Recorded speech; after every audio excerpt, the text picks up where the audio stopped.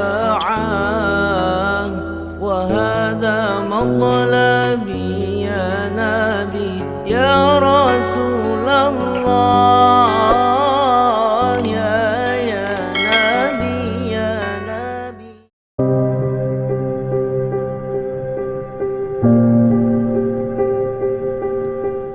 Apabila saya salah mengambil jalan dalam kehidupan dan telah bertaubat, hal apa yang harus dilakukan agar dapat rahmat dari Allah lagi? Quran surah keempat An-Nisa ayat 17.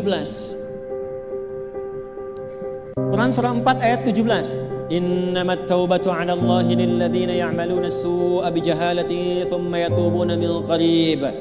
Sungguh orang-orang yang benar taubatnya itu ciri pertamanya, menyegerakan taubat, tidak ditunda. Jadi kalau ada kesalahan di hari ini, selesaikan. Jangan tunggu malam, karena maut bisa datang lebih cepat dari apa yang kita duga. Jelas? Perhatikan kalimatnya. Faulaika yatubullahu alaihim.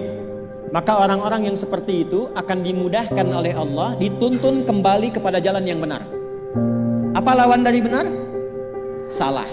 Maka ciri orang yang diterima taubatnya oleh Allah, dia akan kembali kepada kebiasaan yang baik dan meninggalkan kebiasaan buruk yang telah dia lakukan sebelumnya. Oleh karena itulah kata para ulama, satu, kalau ada orang yang telah bertobat dan ciri taubatnya diterima, maka yang pertama kali adalah satu, dia merubah kebiasaan buruknya kepada kebiasaan baik.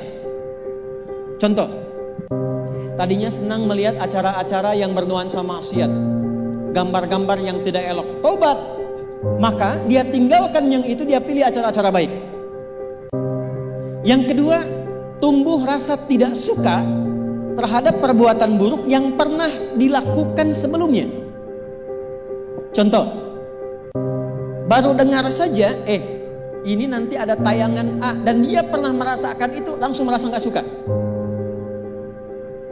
Dia pernah terjebak misalnya dalam perbuatan riba, dia keluar dari situ taubat. Baru mendengar ada perbuatan itu, ada orang mengajak berdagang dengan suasana riba, dia sudah gak suka dengan itu, tapi dia respon dengan cara yang lembut dan baik. Itulah taubat. Yang ketiga, jadi secara singkat, orang taubat itu dia terjaga dari perbuatan buruk yang sebelumnya dia kerjakan, beralih menjadi baik. Yang ketiga, pertanyaan terkait dengan rahmat tadi. Pindah ke Quran surah ke-39 ayat 53. Qul ya ibadiyalladzina asrafu ala anfusihim la taqnatu min rahmatillah. Rahmatnya muncul. Innallaha yaghfirudz dzunuba jami'an. Hai orang-orang yang banyak dosa kemudian bertobat, kalau engkau akan dan sudah bertobat, jangan pernah menyimpulkan putus asa dari rahmat Allah. Kalau sudah tobat, yakinkan insyaallah Allah berikan rahmatnya. Apa rahmat pertama yang Allah berikan pada hamba yang bertobat itu? Satu, innallaha yaghfirudz dzunuba jami'a. Kalau benar taubatnya, dosanya Allah ampuni secara keseluruhan tanpa kecuali. Ciri pertama dia mendapatkan rahmat Allah dari dosa yang diampuni itu, satu, meningkat kesolehannya, amal solehnya meningkat. Yang tadinya jarang sholat 5 waktu, sekarang bahkan sholat sunnah dia kejar. Yang tadinya gak pernah puasa Ramadan, sekarang Senin Kamis pun dia buru. Yang tadinya gak pernah baca Quran, sekarang pengen 1 hari 1 juz, semampu dia baca. Kalau ada yang bisa melakukan demikian, itu pertanda orang itu telah mendapatkan rahmat dari Allah Subhanahu wa ta'ala. Bu, ini untuk inspirasi ya Bu ya.